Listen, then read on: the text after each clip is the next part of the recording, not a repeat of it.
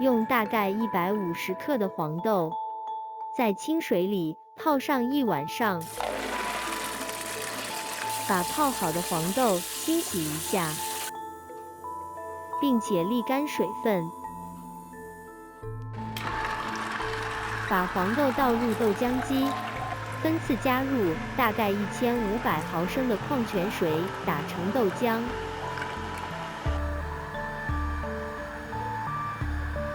打好的豆浆用滤网或者蒸笼布过滤一下，倒入锅中。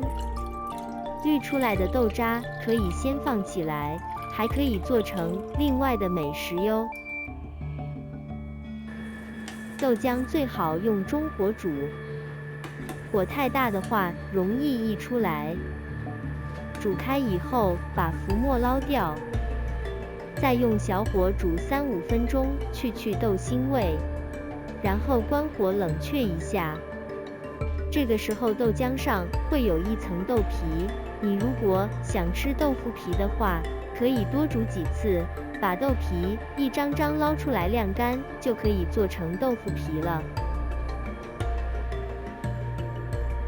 准备25毫升白醋，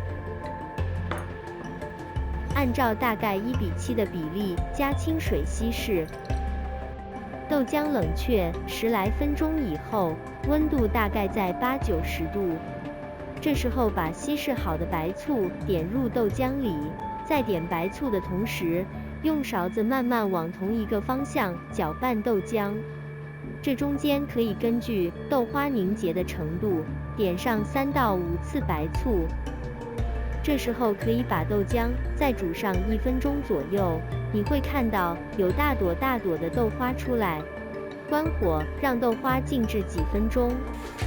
准备一个能漏水的模具，铺上一层蒸笼布或者纱布。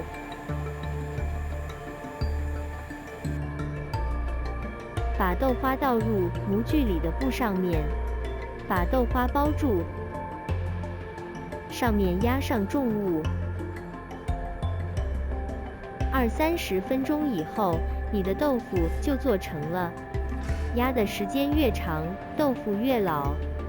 如果你不小心压了1个晚上，那就只能吃豆腐干喽。